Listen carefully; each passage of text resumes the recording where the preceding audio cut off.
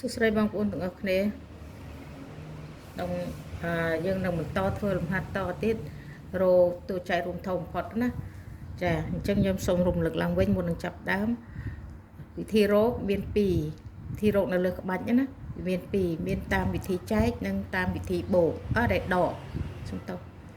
តាមវិធីដកឥឡូវយើងធ្វើតាមវិធីចែកហើយអញ្ចឹងយើងចូលដល់វិធីទី2គឺវិធីដក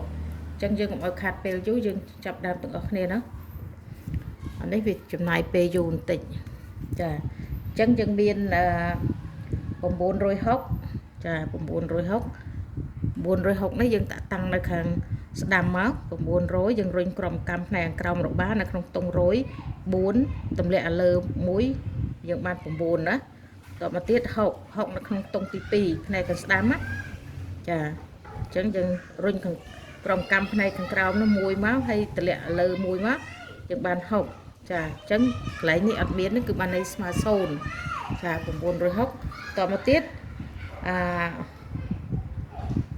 តួដកទី2មាន672ចា672 6រុញនៅផ្នែកខាងឆ្វេងណា672តាំងនៅខាងឆ្វេងអញ្ចឹងយើងរុញក្រោមកម្មផ្នែកខាងក្រោមរបស់នៅក្នុងខ្ទង់ទី1មួយគ្រាប់ហើយទម្លាក់ឲ្យលើមួយគ្រាប់មកយើងបាន600ណាតមកទៀត72ចិត្ត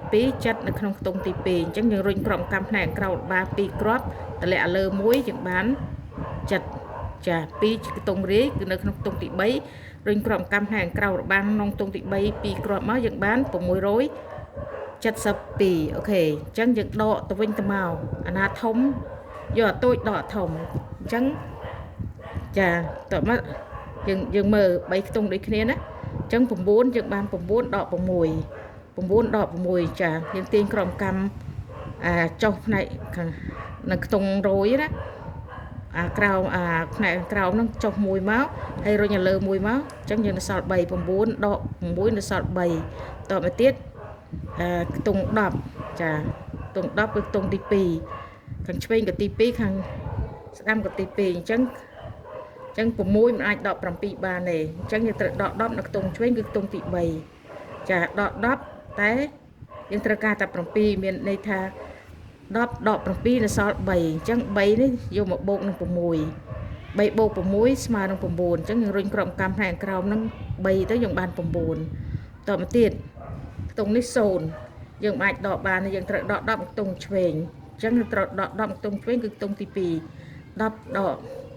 យើងត្រូវការតែ2ទេមានន័យថា10ដក2នៅសល់8អញ្ចឹងយើងត្រូវដាក់8នៅក្នុងខ្ទង់នេះឲ្យគេរុញក្រោមកម្មផ្នែកក្រោមរបស់នៅក្នុងខ្ទង់ទី1 3មកហើយតម្លាក់ឲ្យលើ1មកអញ្ចឹងមានន័យថាសល់ប៉ុណ្ណេះសល់288អញ្ចឹង288វាតូចជាង672អញ្ចឹងមានន័យថា672ដក288អញ្ចឹងយើងតទៀតចា6យើងបាន6ដក2 6ដក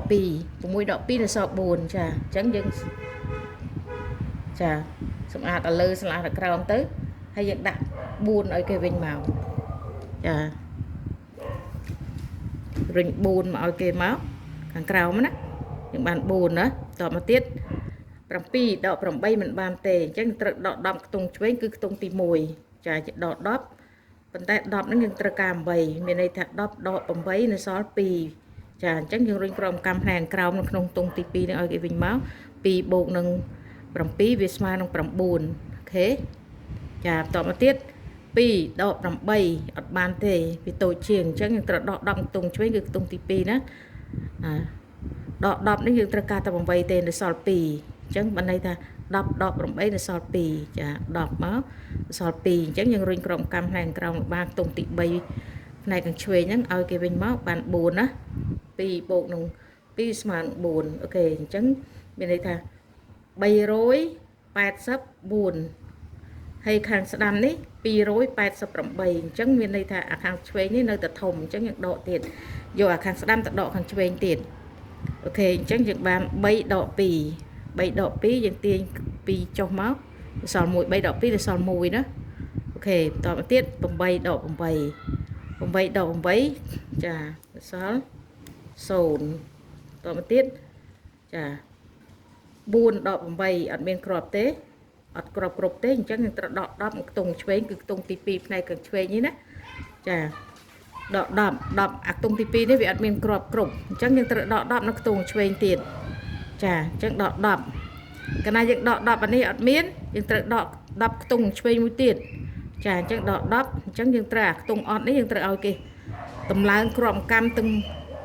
អស់ឲ្យគេវិញយើងបាន9ចា10ដក8នៅសល់2 2បូកនឹង4នេះវាទៅស្មើនឹង6ចាអញ្ចឹងយើងទាញក្របកម្មចុះ3មកហើយយើងតម្លាក់លើ1មកយើងបាននៅសល់96ចានៅសល់96អញ្ចឹងបានន័យថាអា96នេះវាតូចជាងអា208អញ្ចឹងយើងត្រូវយកអា288ដក96អូខេចាតទៅទៀត